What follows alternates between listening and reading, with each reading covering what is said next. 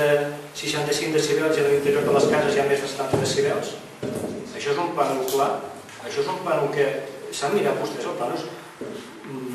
Senyor Galleta, jo crec que ja ha explicat prou bé tot el que vostè vol manifestar. Nosaltres hem mirat el plànol, portem el plànol a l'aprovació en el ple. Per tant, si portem el planell o la modificació de l'anterior en el ple és perquè ve millorat. A vostè li pot agradar o no, però nosaltres l'hem vist, l'hem revisat, l'hem mirat amb el tècnic i aquest està millor que l'altre. Per tant, creiem que és l'adequat i és el que portem a aprovació. Vostè té l'opció d'aprovar-ho, de no aprovar-ho o d'abstenir-se. L'explicació l'ha entès tothom, però jo crec que ja ha sigut suficient. Llavors, el senyor Montalbán, el que li faig és oposició, encara que vostè digui que no. I l'oposició que estic fent és constructiva. Els estic demanant que es mirin el plànol per evitar aquesta confusió que genera. Si la volen escoltar, la nostra proposta, perfecte. Si no la volen escoltar, no hi ha cap problema. Vostès l'aprovaran, aquesta proposta, perquè són 5 vots, ja ho sabem, això. Des del dia que van acompanyar la senyora regidora Transfugana Ruiz, tenen tot guanyat. Però el que estan fent és oposició constructiva. Si la volen escoltar, bé. Si no la volen escoltar, és el seu problema, senyor Montalbán. Sí, i poder el seu, perquè el que veig que no ha mirat el pla no sigui vostè. I ve donar lliçons aquí. Nosaltres fa temps que treballem amb aquest pla. Segurament és vostè que no se l'ha mirat. I oposició per oposició, vostès mateixos tenen tot el dret de fer oposició.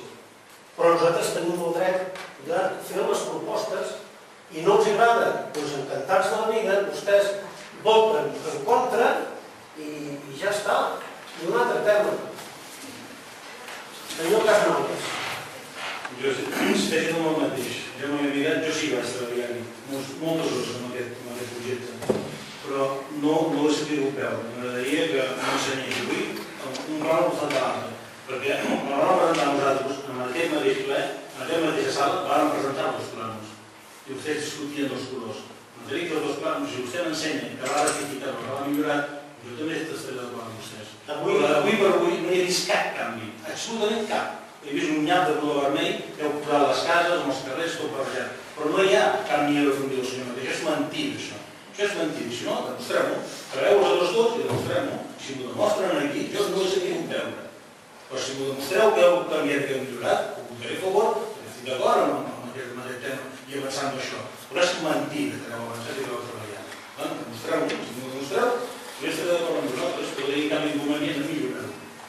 Però el que no podeu fer és no dir que sí perquè sí. No sé, dir que sí perquè sí. Això és mentida, el que heu dit que l'heu millorat. Aquests carrers que dius que mateix ja eren vermells. I continuen sent vermells. És exactament igual. Ara, si feu veure que no, rectificaré i us donaré la raó. Però treu-vos i ensenyeu-vos. Quina por tenim? No trobo cap. No és el moment, perquè vostè ja sap que té des del moment que se li va passar l'ordre del dia, l'expedient del ple està a la seva disposició. Jo no li dic igual, però se li dic, me l'ensenyin, va modificar. Si vostè ha vingut, ha revisat el ple i ha vist el plànol, encara m'hi escolta, jo trobo això i allò i l'altre. Li dic, però és igual, però se li dic que m'ensenyin des que ha canviat. No m'ensenyaré, perquè no té res. Tens prou capacitat per saber els canvis que hi ha. Jo li torno a repetir el que li he dit abans. Aquest pla està millorat de l'anterior, s'ha dit rectificació, és vostè que l'ha de... Ja l'he vist, Doncs ja està. I li dic igual de l'altre. Jo no tinc per què ensenyar-li. Perquè no ha fet res, no ha canviat res, això no ho ensenya. Vots a favor? En contra?